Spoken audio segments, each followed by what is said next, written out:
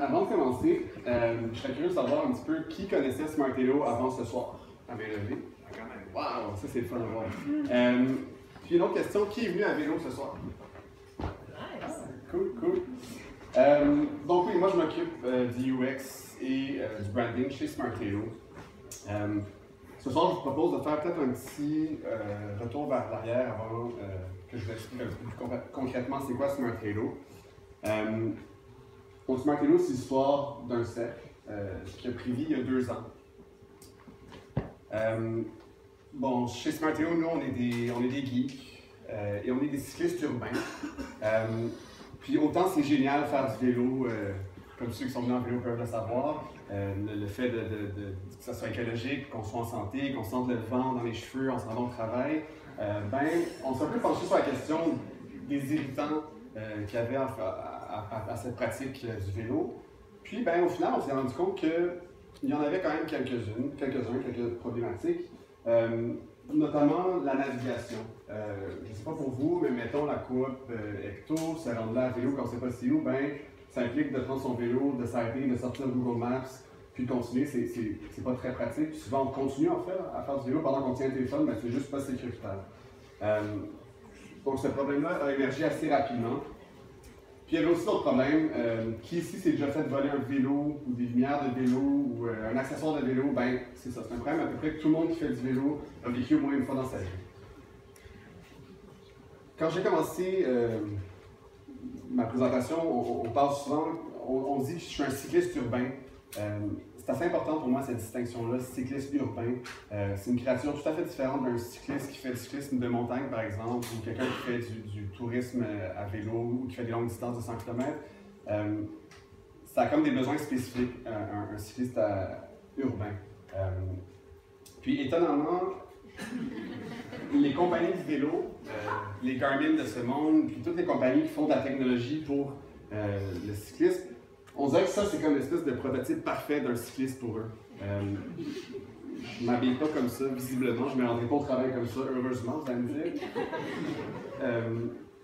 Puis c'est ça, il n'y a comme pas de produit en fait qui existe pour ceux pour qui le vélo c'est un moyen de transport. Puis on dirait que, je ne sais pas si c'est un gap générationnel, mais on dirait que c'est dur à accepter pour des gens que le vélo, c'est pas juste un sport, c'est pas juste un hobby, c'est un moyen légitime de transport. Je me rends au travail, je me rends au resto en vélo tout le temps.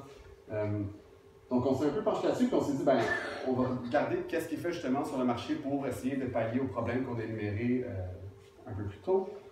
Puis ça ressemble à ça. C'est des vieilles interfaces qui n'ont peut-être pas changé en 20 ans. En gros, ça ressemble à un BlackBerry que tu strappes à ton téléphone. À ton vélo, pardon.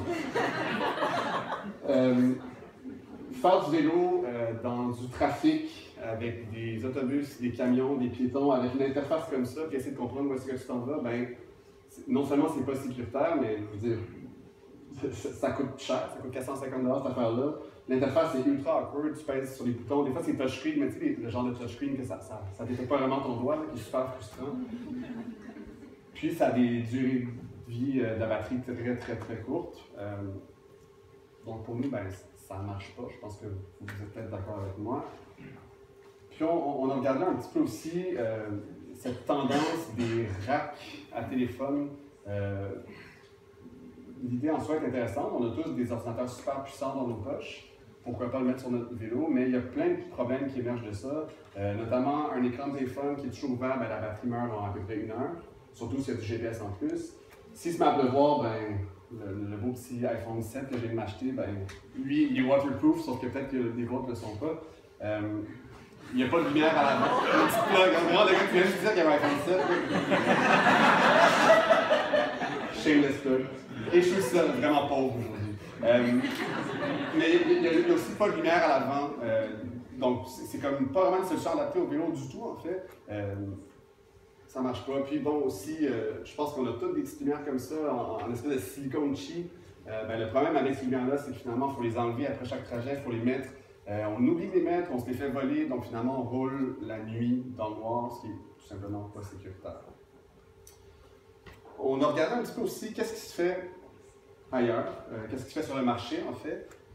Puis on était très fan de tout ce qui est Fitbit, tout ce qui est fitness tracker. qui adopte un peu des nouveaux paradigmes au niveau des interfaces. Le Fitbit, la première version, il y avait juste 4 petits points sur la montre, ce qui est quand même audacieux. Eux, leur pari, c'était de dire, ben, ça c'est suffisant pour le day-to-day, puis après ça, on a le dashboard dans la poche qui lui donne toutes les informations. Même chose pour le Fitbit, qui est un cercle, début d'inspiration juste là. Puis bon, on regarde aussi un peu le phénomène du IoT, des objets connectés. Encore une fois, on a tous un téléphone intelligent super puissant dans nos poches qui peut servir de centre de notre vie digitale.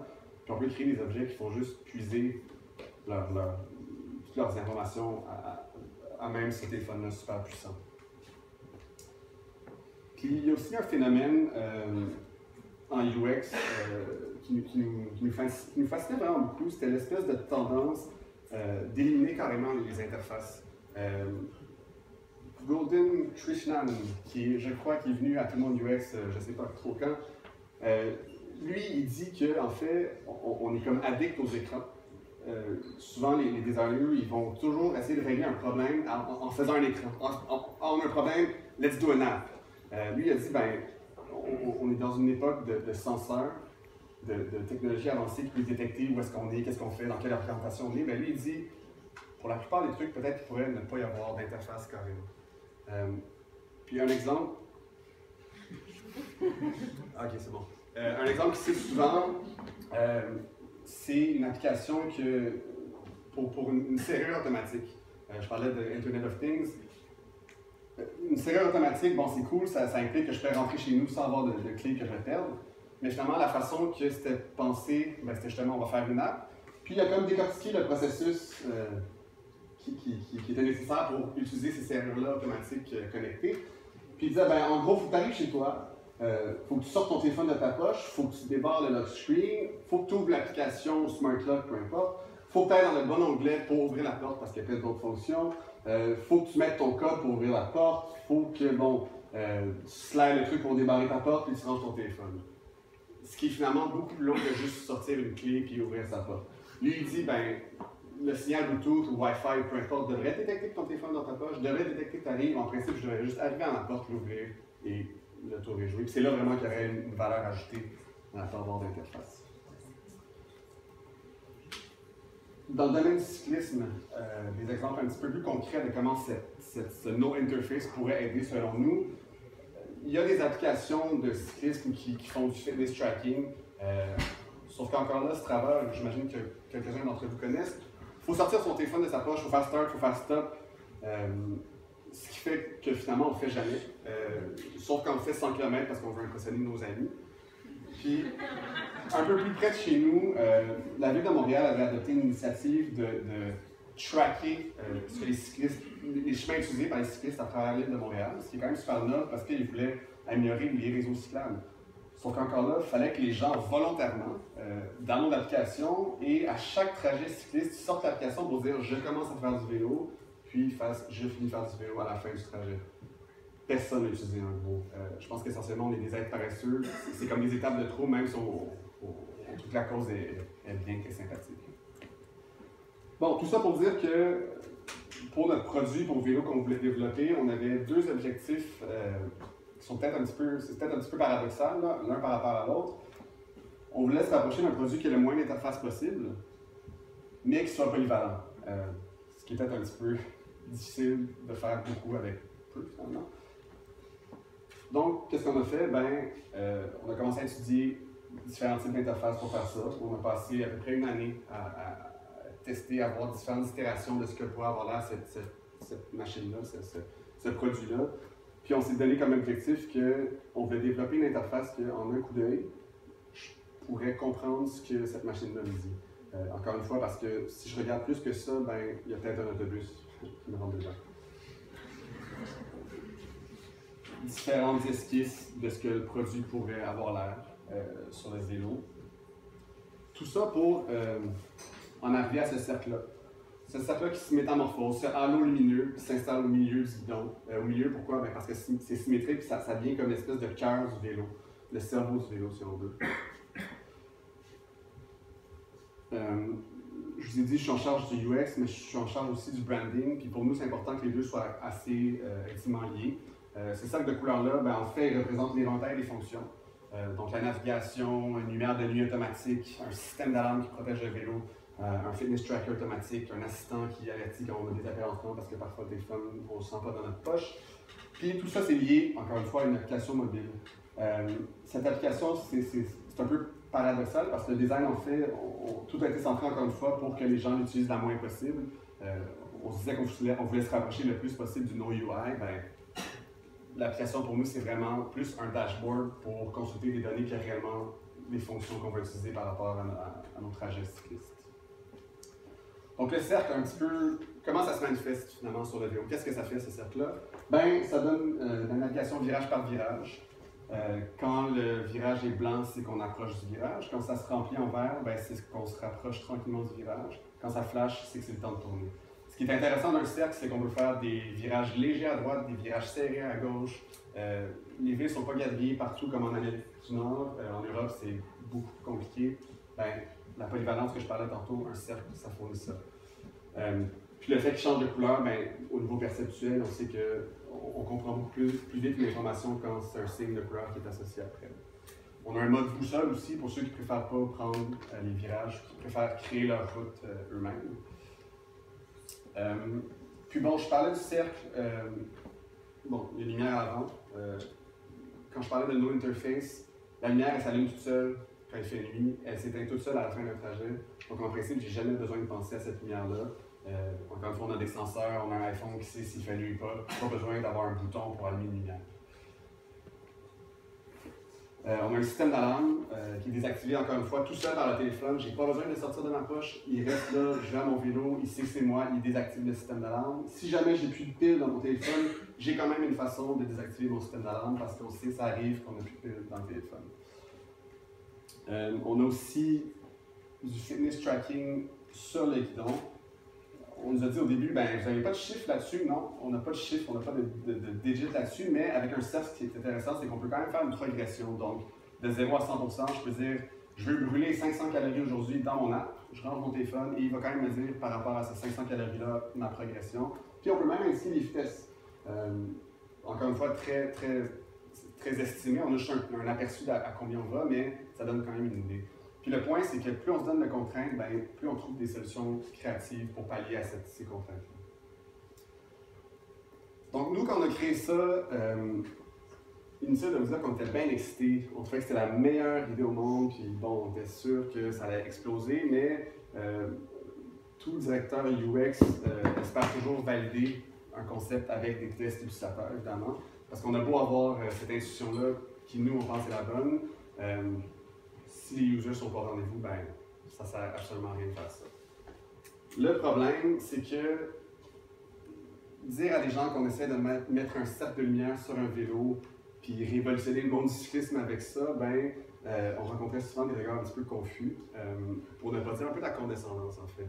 Puis ça, c'est pas juste de mes parents qui disaient « Ah, c'est cute, Gab, ton projet, mais quand est-ce que tu trouves une vraie job? » Ça vient aussi du monde des VC, des investisseurs qui se disent connaître la tech, connaître tout, mais que finalement, ben, ils voyaient ça et ils disaient « Gars, je sais pas où est-ce que vous allez avec ça. » Donc, oui, on veut faire des tests, sauf que cette contrainte-là de réticence au changement, si on veut, c'était très difficile de composer avec ça. Puis deuxièmement, ben, on n'avait pas le projet en tant que tel, c'était des prototypes très précaires. Et on n'avait pas le budget pour faire des grandes études de tests utilisateurs. Donc, qu'est-ce qu'on fait dans ce temps-là? Ben, on fait une campagne Kickstarter. J'imagine que la plupart d'entre vous connaissent peut-être Kickstarter, le sociofinancement en général, on en a beaucoup entendu parler récemment. Pour nous, c'était justement l'espèce de validation de dire, ben, on peut peut-être pas le tester avec des vrais gens, sauf que si on présente l'idée, on fait une vidéo sexy, cute avec nous dedans, bon, cute avec nous dedans, je sais pas si ça marche, mais puis on présente, ben, ça va un peu servir de validation, puis les gens vont voir ça, puis on va voir si ça marche. Donc, on a monté cette campagne-là, on a appuyé sur le bouton Go et on était bien stressés, mais heureusement, en 30 jours, on a accumulé plus d'1 demi-million de dollars. Ce qui pour nous était non seulement une validation d'une année de travail dépensé à temps perdu sans salaire, mais c'était aussi ben, un demi-million de dollars dans nos cas. Le plus gros montant que j'ai vu dans un compte de banque ever. On n'est pas parti au Bahamas, on est encore ici. En fait, ce que ça nous a permis justement, c'est d'embaucher du monde, puis là, de faire justement des vrais tests, puis voir nos hypothèses technologiques. Est-ce que ça marche? Est-ce que les utilisateurs comprennent bien nos signaux, nos virages? Heureusement, on est chanceux. Dans la plupart des cas, notre intuition a été la bonne. Parfois, il faut adapter un petit peu ce genre de langage-là qu'on a créé. Je montre ici un petit peu des tests utilisateurs sur des produits qui n'existent pas. C'est très broche à foin. Dans nos vidéos de lancement, on avait un prototype sur un vélo qui marchait, là, mais dans les coulisses, ça tenait par un fil, puis on espérait que ça n'explose pas. Dans la réalité, les tests, c'était plutôt des boards comme ça, parce que chaque aimant, finalement, est décortiqué pour mieux le tester séparément. Donc, tout ça pour dire que ce cercle-là, il a pris vie grâce à Kickstarter, mais ce cercle-là, ça ne s'arrête pas juste là, en fait. Ça, c'est comme l'étape 1, c'est de, premièrement, faire ce produit-là. Sauf que ce cercle-là, ça peut devenir l'espèce de début d'une plateforme pour vélo. On pense beaucoup, le premier iPhone, c'était juste Safari, des textos, puis des appels, mais maintenant c'est un App Store, il y a plein de gens qui développent pour ce produit-là. Peut-être que sur Martello, un peu, va vivre un peu le même chemin. C'est sûr que c'est pas la même chose, on s'entend. Sauf que souvent on mentionne peut-être des parcours touristes dans les villes, ça pourrait être cool. Quelqu'un qui crée par exemple des chemins que tu suis, quand tu arrives à une destination, ça flash, tu sors ton téléphone, ça te dit c'est quoi que tu vois, la Tour Eiffel, etc. Les Bixi, beaucoup de gens nous ont dit hey, ça serait cool que ça se passe sur un Bixi. Ben, comme de fait, PBSC, qui est le penchant international de Bixi, eux nous ont contactés, ils ont vu ça, ils ont dit waouh, c'est génial, c'est super minimaliste, c'est très épuré et ça tombe exactement dans le genre de clientèle qu'on a. On a une entente avec eux pour développer ça. Encore une fois, ça fait partie d'une espèce de plateforme Smartello où ce cercle-là peut apparaître à différents endroits. Puis, durant la campagne Kickstarter, ce qui est intéressant, c'est que non seulement on a fait un test auprès de notre clientèle cible, des cyclistes urbains, si on veut, mais il y a même d'autres types de commuters, des motocyclistes qui ont vu ça et qui ont dit « Wow, j'ai le même problème à moto, j'ai pas d'interface super simple qui peut me dire où aller, que j'ai peur de me faire voler, etc. » Ça a comme validé un deuxième marché pour nous du même coup. On a des compagnies de moto qui nous contactent encore une fois sans qu'on ait eu à faire de cold calls pour voir si ça pourrait les intéresser. Au-delà de ça, ce qui est intéressant aussi, c'est qu'avec tous ces produits-là qui sont sur des vélos un peu partout à travers le monde, éventuellement, on peut même faire du UX de ville, on peut améliorer les villes. Certains appellent ça de l'urbanisme. Mais tu sais, d'avoir une flotte d'engins qui track un peu par où les cyclistes passent, par où les motocyclistes passent, on peut améliorer les réseaux cyclables, on peut voir un petit peu c'est où les sources de tension dans les villes. Donc, toute cette vision-là, c'est bien beau. Là. Je vends un petit peu la vision long terme qu'on essaie de vendre aux investisseurs pour faire plein d'argent. Mais en premier, évidemment, il faut qu'on réussisse à acheter ce maudit produit. Je vous ai dit au début, ce produit-là n'existe pas encore. En fait, il va être sur le marché au mois de décembre. Pourquoi ça a pris autant de temps? Nous, on avait promis un produit pour le mois de mai. On a eu 2 retards qu'on a annoncés, ça nous a crevé le cœur, mais c'est parce que faire un produit simple, en fait, c'est compliqué. L'art de la simplicité, c'est un puzzle de complexité. On le vit à tous les jours sur Smartello, puis je pense que vous devez le vivre aussi dans vos travaux quotidiens. Merci.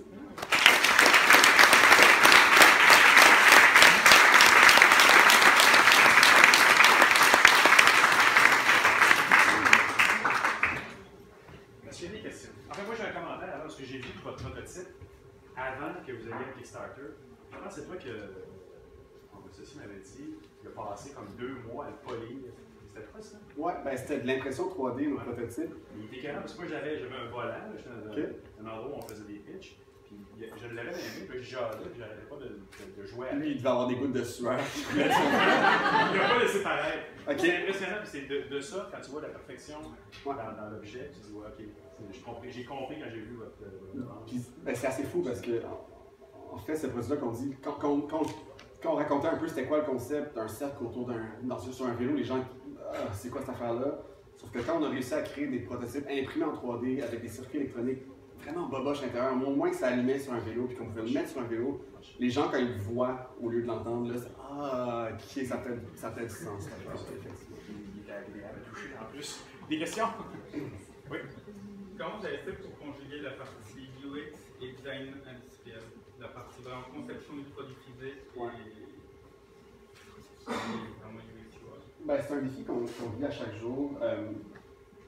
Ce qui est dur d'un produit comme ça, c'est comme tu dis, c'est du UX qui parle à du design de produit, qui parle à du software, c'est l'application mobile, qui parle à de l'électronique, du hardware, des puces qui se parlent entre eux carrément. Puis effectivement, il faut comme concilier tout ça. C'est sûr que nous, la vision qu'on veut en premier, c'est que ça, c'est pas de la tech, on vend l'expérience. Donc, ça dicte un petit peu toutes les décisions chez Smartelo, autant au niveau de l'interface que le choix des composantes, que le choix du boîtier. C'est pas une coïncidence que le produit est au milieu du vélo. Il y a un statement derrière ça. Il est noir, il est très minimaliste. On veut presque pas que ça paraisse c'est un produit. Je pense que dans l'équipe, dans les valeurs de l'entreprise, c'est très clair. Donc, c'est compliqué au niveau quotidien, mais au niveau global, la vision, c'est pas compliqué. Les employés comprennent ça, puis tout le monde est sur le même bateau. Je ne sais pas si ça répond un peu à ta question, mais c'est sûr qu'au quotidien, c'est des défis totalement. Il se recharge complètement? Pardon? Il se recharge complètement? Non, au niveau de la batterie, c'est une pile en fait qui est dedans. Puis je ne l'ai pas abordé, là, mais en gros, le produit il est conçu pour rester sur le vélo. Il est à l'épreuve du vol. Donc quand je stationne mon vélo, je le laisse sur le vélo. C'est pour ça qu'il est comme intelligent, il s'allume seul, il s'éteint seul. Mais quand je veux l'enlever, il faut bien que je le recharge en ligne. Nous, on livre le produit avec une clé magnétique qui est unique. Donc j'ai ma clé du bon Smartelo. Je vais juste décrypter le Smartelo. Je le branche par USB pendant la nuit, puis je le remets sur mon vélo. Puis après ça, j'enlève le camion. La charge dure combien de temps? On a mis une grosse batterie dedans parce que justement, l'espèce d'idée d'avoir pas d'interface repose sur le fait que je ne l'enlève pas à chaque fois.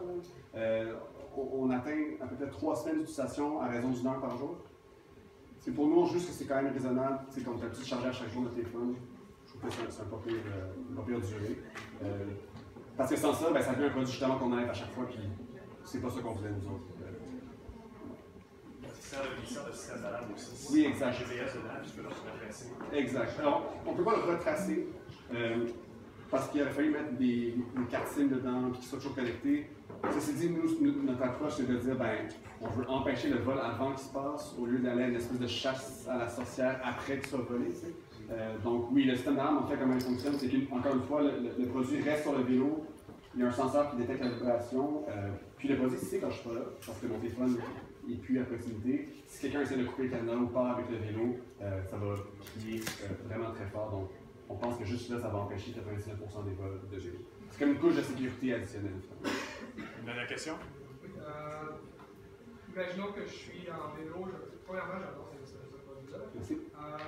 J'ai à la navigation, puis là, je veux savoir ma vitesse. Comment je change D'un mode à l'autre. d'un modèle à l'autre? Ouais, c'est une bonne question. Ça va pourtant évoluer, mais pour la version 1, on s'est dit qu'on n'allait pas mélanger différents signaux ensemble. C'est-à-dire que la vitesse, c'est comme un peu quelque chose que tu mets dans l'app, tu dis en ce moment je veux tracker ma vitesse, puis il va te montrer ta vitesse. Et tu ne pourras pas mettre une destination en même temps. Tu sais. Puis l'idée c'est ça, c'est que si je mets une destination, il va juste me donner des virages. Si je mets la vitesse, il va juste me donner la vitesse. Pas les deux en même temps, parce que d'avoir plein de trucs, plein de signaux lumineux qui créent en même temps, ça va être un peu mélangeant. Ça, c'est mon. Ouais, en fait, c'est ça. C'est là que j'allais. La surface sur le dessus du Smartelo, c'est un touch. Donc, éventuellement, tu pourrais comme, passer d'un mode à l'autre. Donc, tu sais, je pourrais mettre une destination à côte recto. Je fais du vélo. Puis, si pendant un bout, je sais où est-ce que je vais, je pourrais comme, passer au mode vitesse, notamment, ou fitness, peu importe. Mais ça, c'est comme un peu. Encore, je faisais le parallèle du iPhone. Là. On veut sortir la première version du produit un petit peu bare bones, volontairement simple, aussi parce que côté software, il faut bien le développer. Puis là, quand tu avances, tu amènes des nouveaux features, fait que tu onboard les gens plus facilement que si tout d'un coup tu sors, il y a plein de trucs qui fait des lumières de plein de couleurs, ça va être trop mélangeant. Donc oui, on y a pensé, mais pas possible. Dernière question. Mais est-ce que tu vois ça comme un software update ou comme Ouais. un hardware update? Du software, vraiment. L'idée, c'est ça, c'est que c'est quelque chose qui va évoluer. Dans 2 ans, ça sera vraiment pas un chose aujourd'hui, mais on veut que le hardware soit le plus flexible possible. Ouais. Achète une fois. Exact. Puis le software est gratuit, en fait. Tu as payé pour la machine. Un peu comme le iPhone. Puis au niveau, je t'ai pas dit le prix, là, si ça intéresse le monde. C'est 179 US, mais en ce moment, c'est 139 en pré-vente. Puis encore là, l'idée, c'est de faire quelque chose qui est moins cher que. C'est 450 $ US pour un écran Guardian. Merci beaucoup. Merci. Merci.